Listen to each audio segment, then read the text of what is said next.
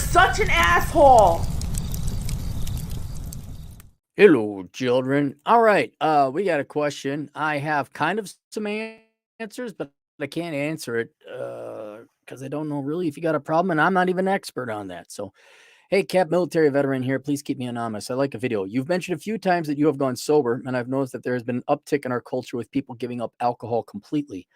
I don't know if that's true. I mean, it wouldn't surprise me. But I'm wondering if you're just of the age, like you're in your 30s, and then people kind of like, all right, it's time to grow up, and people just stop boozing. Plus, you get old and you can't handle it anymore.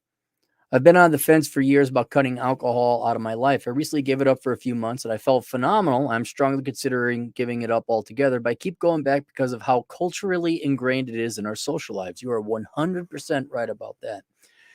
If you could do a video about what led you to give up alcohol and the benefits that you have noticed in your life, would greatly appreciate it. Also, if you could explain what you have done to substitute the drinking. Oh God, just suffered, just just endured real life in 4K, high def, louder sound. Oh, it's horrible. It's horrible. Please let me know how much. So, all right, well, let's go back to the cultural ingrained and why you keep going back. Yeah, you're 100% right. I kind of knew that because I would go through bouts of sobriety. Like I'd go like a month or two or three even. One time I went a whole year almost. Now I'm coming up on two. And it right off the bat, you could see it. You're like watching a movie. You go into a bar, and it's totally culturally ingrained in the West. I guess non-Muslim cultures. Like, yeah, it's been with us for thousands of years, and I think you really kind of cut your arm off socially in a certain way where it's like, okay, I guess I could go to the bar and I can have non-alcoholic beer or a soda or whatever, or watch the game, and maybe that's nothing. You hang out with your friends, but everyone else is drinking, and not to excess like me or other alcoholics would do. They could just have a couple beers. Also, in my book, you may I don't know if you run into this, but Curse of the High IQ. I think a lot of very intelligent people use booze to dumb them down so they can associate with normal people or dude bros and party. I mean, there was an episode in Family Guy where Brian sustains a brain injury and he doesn't want to get it fixed because he's normal. He's getting laid and he's like this asshole douchebag dude bro. Um, but yeah, there's forget whatever. If you're an alcoholic, you're addicted and allergic to alcohol. That's kind of, I guess, the way to measure it. But you are also somewhat socially reliant upon alcohol uh, in Western civilization, in most civilizations. And if you're not going to drink, yeah, you're really kind of leaving this social activity that's now you're out grilling or you're barbecuing or boating or whatever else, and 4th of July people are drinking. That's one thing. But if it's just going to the bar, yeah, that is still shocking. Um, just how common that is. So there's this kind of social pull to go back. And let's just admit it also, when you get older, there's not much else to do. You'll do your teens and 20s and 30s, you'll have all the adventures, and then novelty will be gone. Your wife will get fat, or you'll get, if you're married with a gal, you get sick of that because it's the same girl. She could be drop dead gorgeous, it's the same girl. It's the same pussy day in, day out. So don't worry, she's thinking the same thing about your dick. Life gets monotonous, and unless you got lots of money to pursue other activities, like flying or I don't know, travel or something like that, you're kind of going to be pulled back. Oh yeah, let's go to the bar. Yeah, let's have a cocktail and all that. So yeah, that's huge how it's culturally ingrained. And so there's not much you could do about that, but you're not wrong is what I'm saying.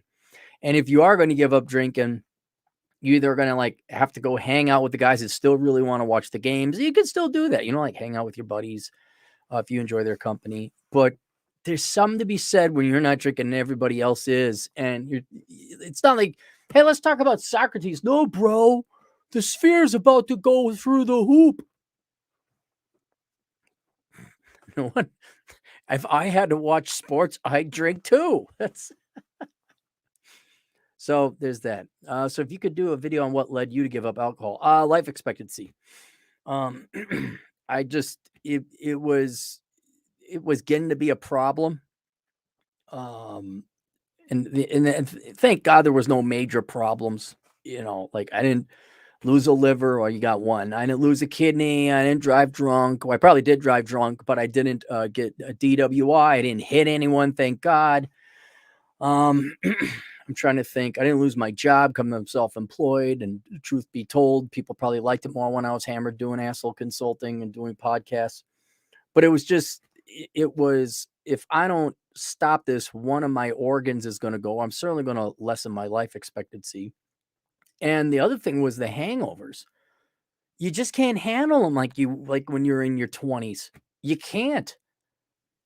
And as other aspects of my life started getting better, there was like real costs being associated with being out for an entire day. And dude, I was a pro. I was a freaking pro. And I had like dude, I had the Ernest Hemingway setup, not to bore you with author history, but Ernest Hemingway, I think he drank himself to death.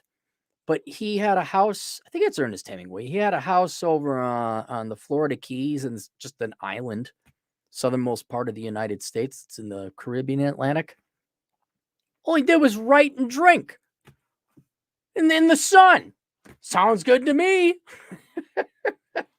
And I had something similar living in the WBL where I was remotely employed. Not that I didn't drink before this, but there were like 9 bars within a block and a half a distance of walking. And I'd get my work done. It'd be 1 or noon, and all the, you go into town, the rich guys are at the VFW, or bored guys or whatever. And so, yeah, I had the setup. Oh, it was wonderful. It's great. Daytime drinking, playing video games. Oh, yeah. But then, you ever have a 3-day hangover? Oh, it's just, I got sick of it. I just got sick of it. And I knew I had a problem. And so that's what it is, like death or pain in the case of hangovers. And so that's what it was. And I'm sure going down the road, forget medical stuff, probably would have hit somebody. Probably would have gotten a DWI. Probably would have, I'm trying to think, assaulted someone. I'm a really happy, well, not really happy drunk. I'm a happy, pleasant drunk. And then if I get past a point, then it's like I want to fight. And I'm not a big guy, and I would lose most fights. That's true. So that's what gave it up. Frankly, I got sick and tired of the hangovers. They suck. It's just like you're feeling death worn over, or you're tired and you're losing a full day. I'm like, no. Didn't want it. Could you explain what you have done to substitute the drink? It would be great. Well, I first started off to give it up. How do I want to put it? Not to specifically speak of vice, whether that's alcohol, cigarettes, drugs, or whatever. But when you're trying to get over addiction, let's just or change behaviors, you're trying to eliminate bad habits and replace with good ones. You got to realize that your bad habit has been a part of your life and your reward system for quite some time. And if you're going to get rid of it, you're going to, like you logically conclude, you have to substitute it. And so what I would do is I started having ice cream. I would kind of eat whatever I wanted, because I figure I wasn't getting any exercise when you're hungover for 2 days straight, and certainly not when you're drinking. So, calorie, and I drink Rumplemints, which is mint syrup sugar. That's what Rumplemints is. Like, God, do I love Rumplemints. So I would have like root beer floats. I would stay very active. Not that I wasn't all that active anyway. And if I wanted a Sonic burger, I get a Sonic burger, a Big Mac, which I haven't had a Big Mac in years. But I would allow myself to have that treat. And so I don't believe man can live without vice. I think you do need a vice. And so my vice was sweets and sugars and ice cream and all that. as time went on, like a lot of people will try to totally change all aspects of their life at once. I'm like, all I did was switch out one food for another. Very small change. Then I started, not that I didn't work out or didn't hike, but I, especially in Vegas, like madman hiking. Also working on my house. Like if anything had to get done on the house, okay, let's start working on that. Then I was in Vegas this last winter. I'm like, okay, time to get serious about the diet. We're doing no carbs and we're going to the gym. Like I doubled my workout in terms of frequency and time spent there. Beforehand, it was kind of just maintenance. And this is now over a 2-year period. And instead of you trying to change your entire life and now I'm going to join this club and now I'm going to do this and I'm going to just do one thing, swap out the booze for a fun treat. Hey, heck, it could be cigars. It could be, I'm not joking. Go pay for prostitutes. If you're a real alcoholic, you'll know you would have made it. I could have had 2 prostitutes a month, given the amount of money I was spending on booze. I think you guys, I'm not kidding. I am not kidding. Man, we could sober a lot of men up. You could go pay for sex. It's better than paying for booze and destroying your liver. Pay a girl to suck your dick. Ladies, I don't know what the equivalent would be for, I guess there's gigolos, but you're not all that interested in sex. Maybe you could pay a man to listen to you talk for hours on end. Oh my God. And act interested in what you have to say.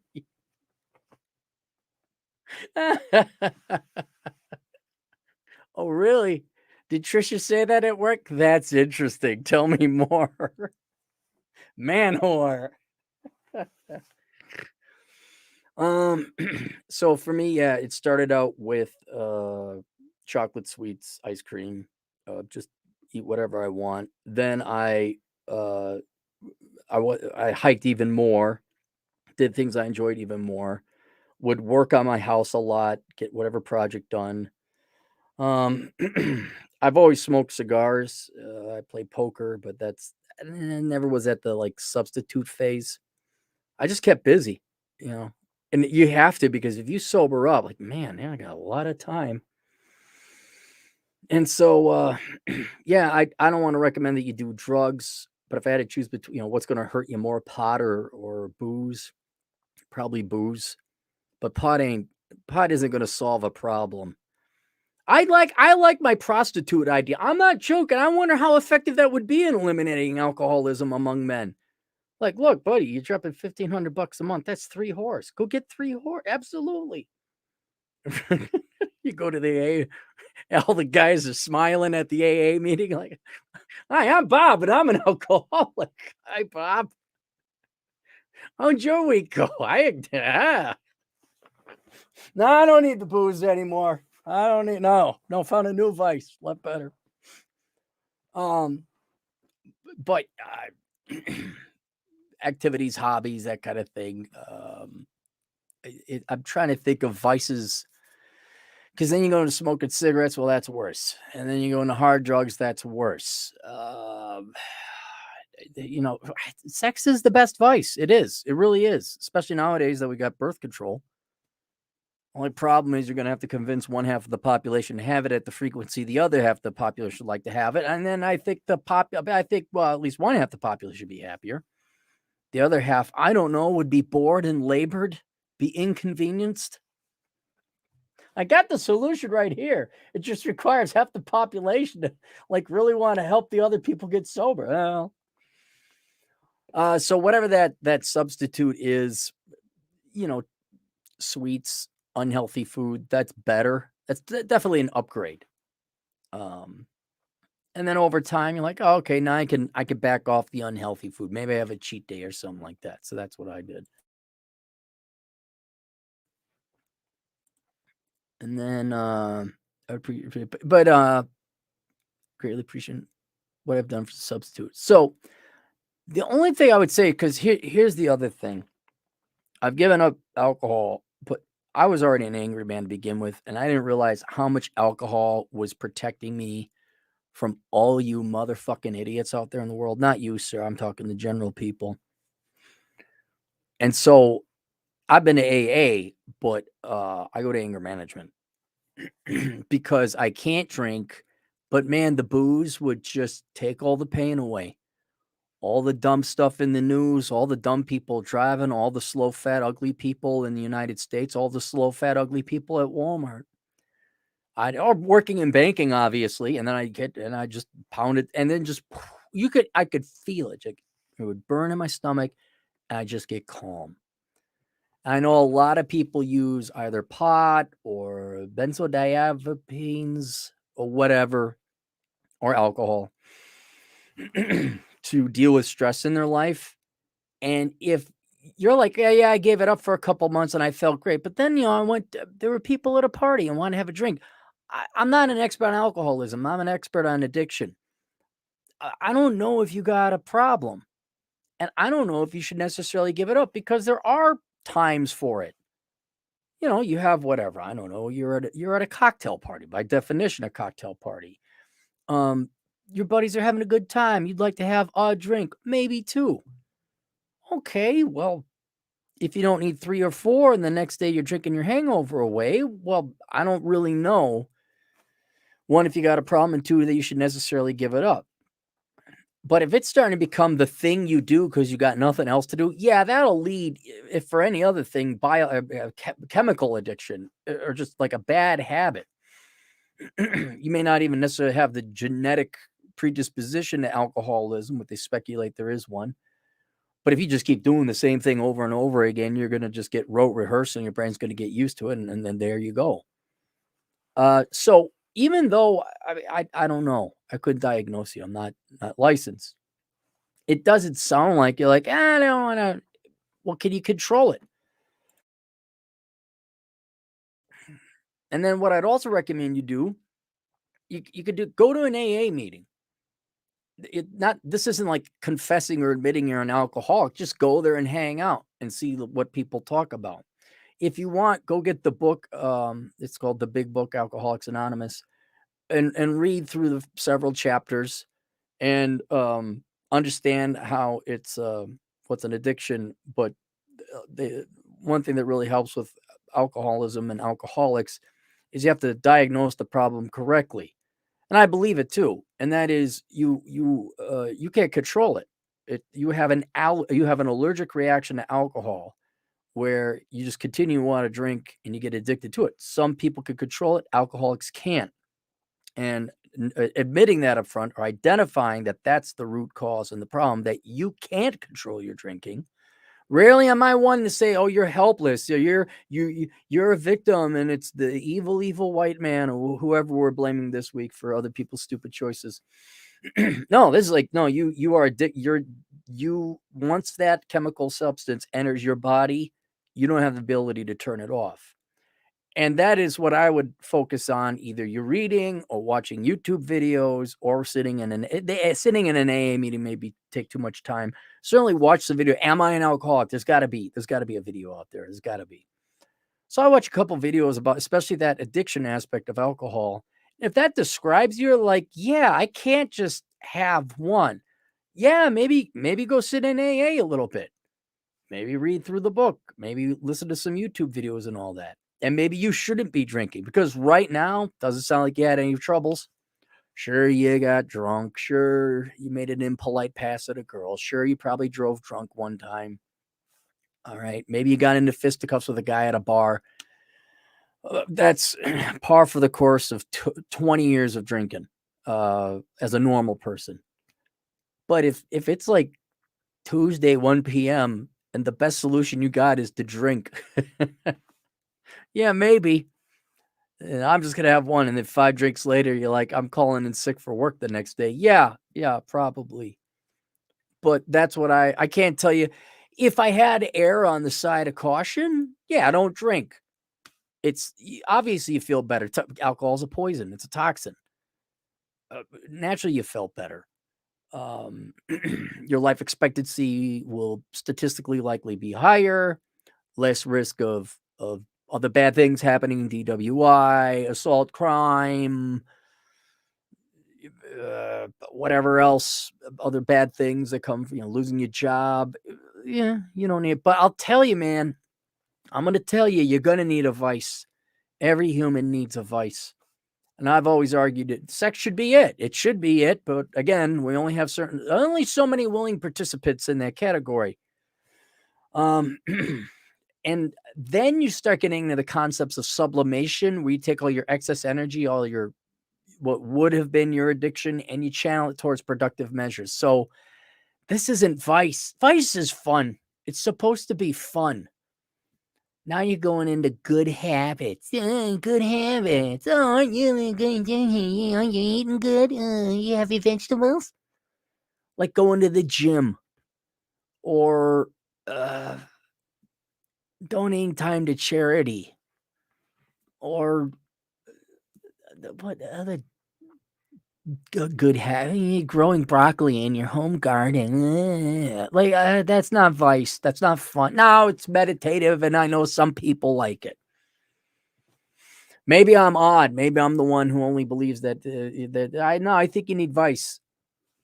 You need something. God Christ, you can't just be this straight-laced Ward Cleaver all the time. You got to do something not bad, not harmful, maybe harmful to you and ever so slightly. I don't know. Have a cigarette, meet a girl at the bar, like, hey, want to go bang in the back alley? What do you? Okay, have fun going to church all the time. I don't know. What do you people do? So, yeah, okay, sweets, sugar, bad food. It's a better vice, I guess. Get in shape, work out more and all that. But that social stuff, it's gonna be high. Yeah, and I don't know what you can replace alcohol as a good vice with, aside from food and sex. Because the rest is just hard drugs and all that. But you're gonna have to figure out something. I'm sure maybe people in the comment section have some in mind. So let's go to the super chats. Hey, Doug over at 7 Step Survival. I'm sorry, Dustin. $2. It's been almost 2 years since I quit. Just do it. I'm August 4th. If you're coming up on 2 years, I'm coming up on 2 years. So congratulations. And everyone subscribe to 7 Step Survival. I won't lie. I see a lot of people like, oh, it's great to be sober. And it is. It like you said, you felt better. But goddamn, do I miss it. I drank for fun. I also drank to kill the pain. I didn't realize I was killing pain or putting society on mute. That's what I was. Like, all you fuckers, shut the fuck up. Mute. Oh, quietness and warm fuzzies in my stomach.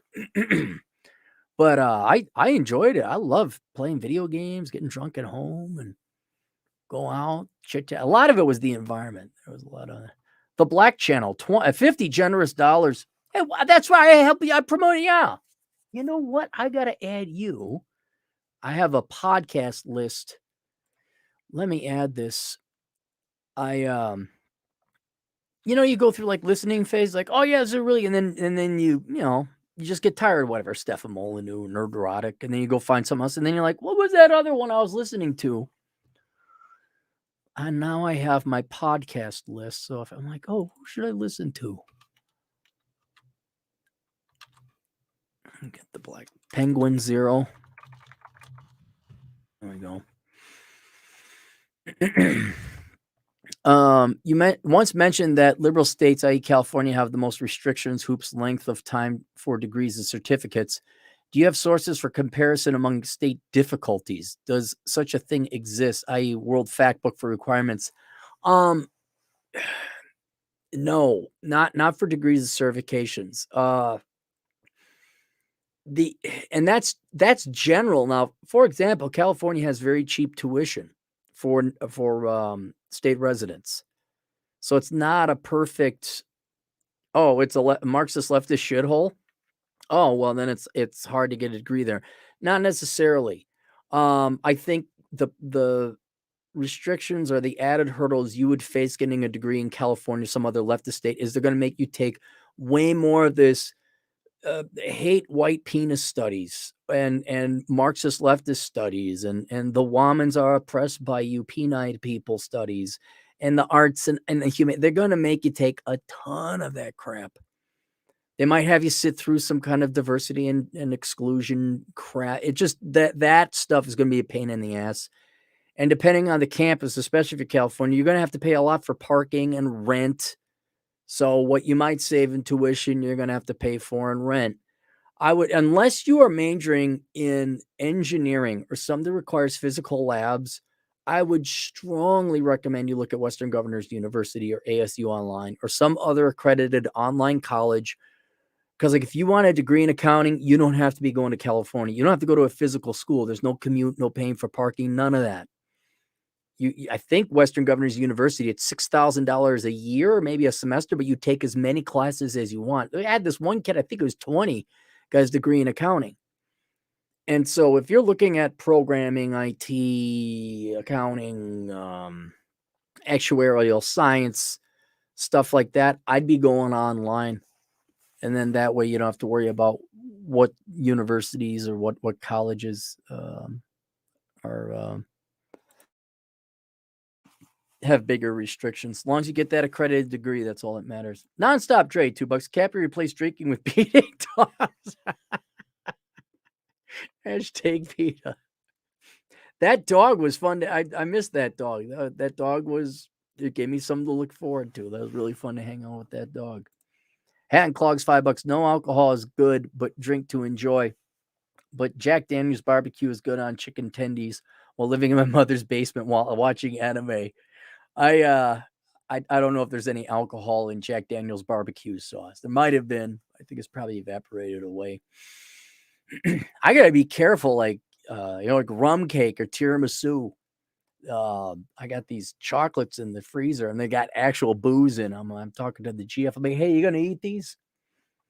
Normally, I want you taking stuff out of your mouth, but here, put those in. Drew, $2. That's the problem living next to a lot of bars. Yeah, it was good times though, man. Good times. Rob, $20. Stop drinking beer after I realized so many of the beers I like were owned by Anheuser-Busch. Oh yeah. I got people coming over later on tonight, and I had to go to the liquor store to buy stuff. And I'm like looking up on the phone. Better not be owned by Morris Colson because they own Miller, and it better not be owned by Anheuser-Busch. I went with Samuel Adams, owned by the Boston Beer Company. Definitely feel much better, and I work out and am overall much more productive. Right. Right. You'll feel better without it. It's just that there are social times to call for it. My truth, $5, 2 pros. That means a blonde and a brunette. I'm splurging on a ginger on leap years. I deserve a treat every few years. Celery was way ahead of his time. I'm not kidding. I am not kidding. What is more powerful than the male sex drive? I mean, you look. What wasn't there a movie? No, it was the Godzilla movie, wasn't it? Or King Kong movie? It was one of those Asian Pacific monster battles. Like, hear me out on this, right? This is exactly what we're doing. Godzilla is coming to attack. We got to get King Kong. Or maybe it was King Kong was coming to attack. We got to get Godzilla because we can't stop King Kong. We can't stop Godzilla, whoever was the attacking monster. I say, what do we do? Get Kong. And they go into the jungle and they try and convince this huge ape to fight Godzilla. That's what we're doing. Like, we got to fight this alcohol monster, but with what? Go get the male sex drive. And this big monster male sex drive. Ah!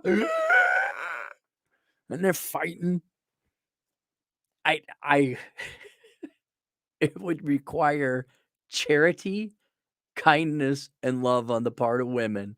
It's like, oh yeah, these alcoholic guys, we'll give them something. Okay. Which it ain't going to happen. So, but yeah, well, we don't have to worry about women doing that charitably or kindly.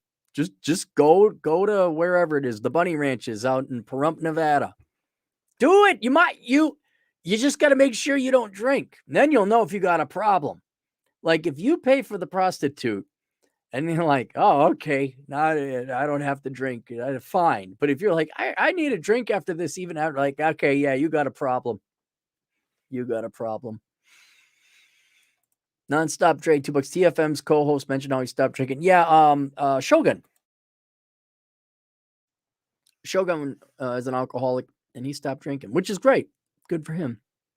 Anthony Ciratino, our Italian agent in the field, 2 months sober, 15 pounds down, feel good all the time, smoke cigars now. Yeah, if you had to go for another vice, pipe tobacco or cigars, which is better than cigarettes, or vaping, although you don't want to be a douchebag. Cigars are good. They're fine. But I don't know anything fishing, snacks, whatever, anything. Good to hear that, Tony. Drew, $2. Was there a specific moment that made you stop? I had a hangover, what by no means the worst one, and I just I'm sick of this. I feel like shit. And I went to an AA meeting, and it was like almost 2 years ago. And for me, what helped was just the act of going to an AA meeting. And I do not claim to understand neurology, but if you put yourself in different environments or you take a different action, it might have a change in your mental makeup that you would approach a problem differently or change your behavior permanently. Something as simple as that. There's also, I got sick and tired of arguing with myself. Like, my standard of living was less because not every night, but 3 times a week. Should I drink? Oh, I shouldn't drink. I really shouldn't drink, but I want to drink, and you're wrestling with this monster, which is what addiction is. But yeah, I just had this hangover. I was like, I am sick of this. And so I went. The Lone Naturalist, €250. When was the last time you fell for one? Oh,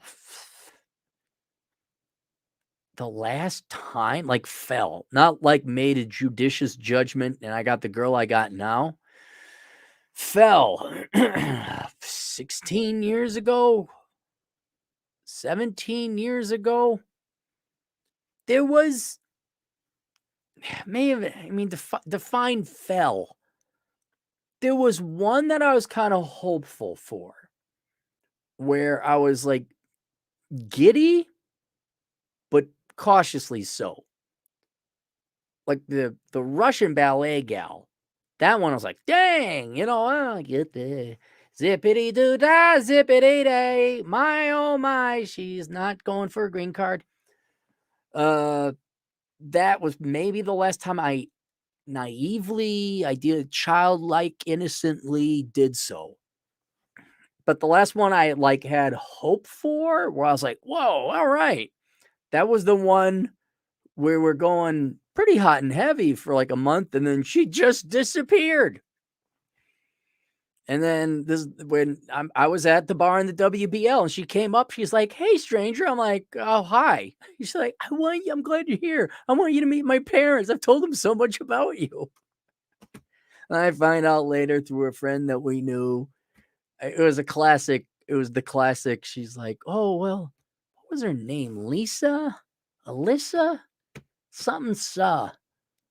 Our friend in common who worked at the bar I frequented said, "Well, she really likes you. She's just going through some stuff." I'm like, "Yeah, like that other guy." She's like, "Okay, well, look, I know she went back to her ex," which I didn't know. I just acted like it was another guy. I'm like, "Okay, good to know. Thanks. Yeah, I was right." I don't know. It was 16 years ago, 15 years ago. It was a while ago. But when she just ghosted, I was like, "Oh my God." I'm like, "Well, that's the way that one went." And then when she came, like, "Hey, I want you to meet my parents." I'm like, "Oh, this ought to be right. This is gonna be rich." Yeah, the last time probably with the naivete would have been the Russian girl, which was 2 years, 3 before that. It all starts to become a blur. Alex Patino, a truck driving Latino agent in the field, $5. Just have 3 drinks a night on the weekends. No, see, you have responsibilities in the form of family and driving a truck. All right. Having that structure, I would argue, put some barriers or some speed rumble strips on the way to alcoholism for you. I had the grease skids. I was an author. I was living at home, like not living at home, like working from home. Could walk to all these bars. There was no like have 3 drinks on the weekend. It was just like, get up. I'd go to the gym. I'd go to the grocery store. Everything was kind of within walking distance. I'd have my work done, no commute. I'd be done at 1 PM.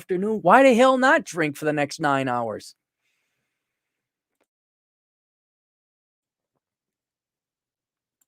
Nonstop Dre, $2. I've never tried alcohol nor was interested in it. I don't see a reason to do it. Like if you had it in your family, I didn't drink until I was 21.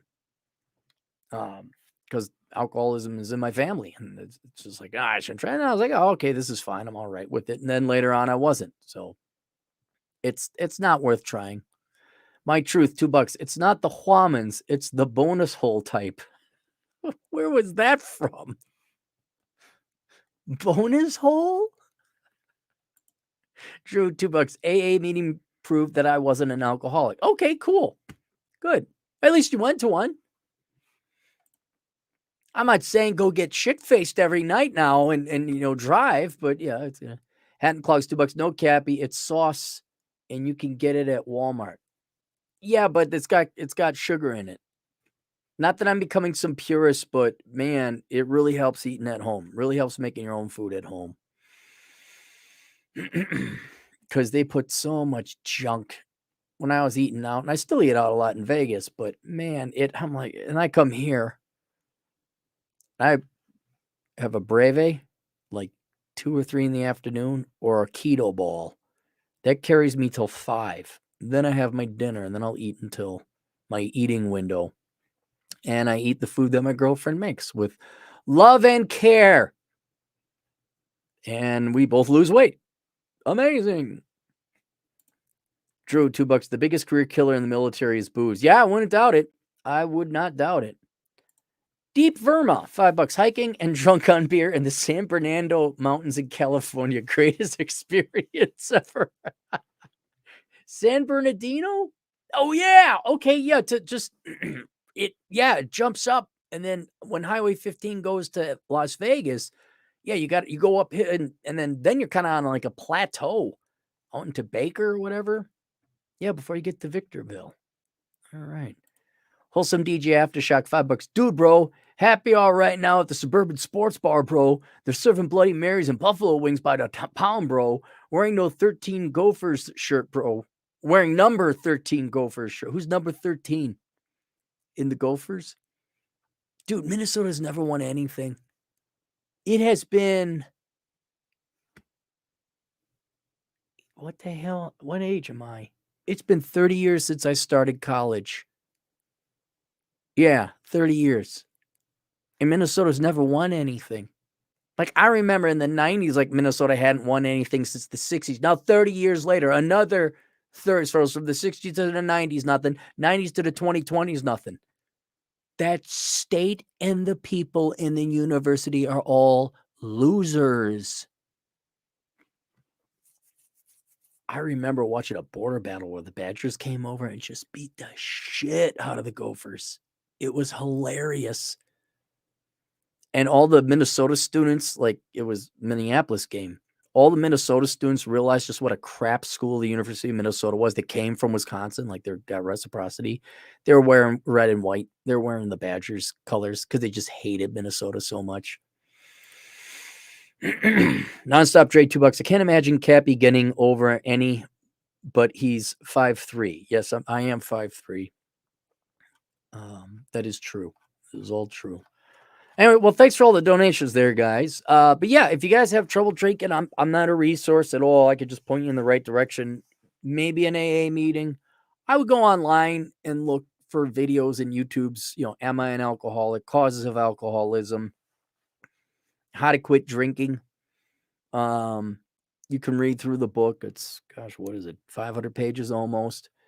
But if you're just trying to assess it, yeah, go online. And look, ain't going to cost you nothing to go to an AA meeting. And then if you're not sure, just err on the side of caution. But if you just like your occasional drink and you enjoy getting schlitzed at the bar, but it's not the next day you set it down. I don't know. I wouldn't deprive you of having fun with alcohol. It's kind of a linchpin to socializing in the United States. All right, that's it. More on the way. See you guys later. Toodles.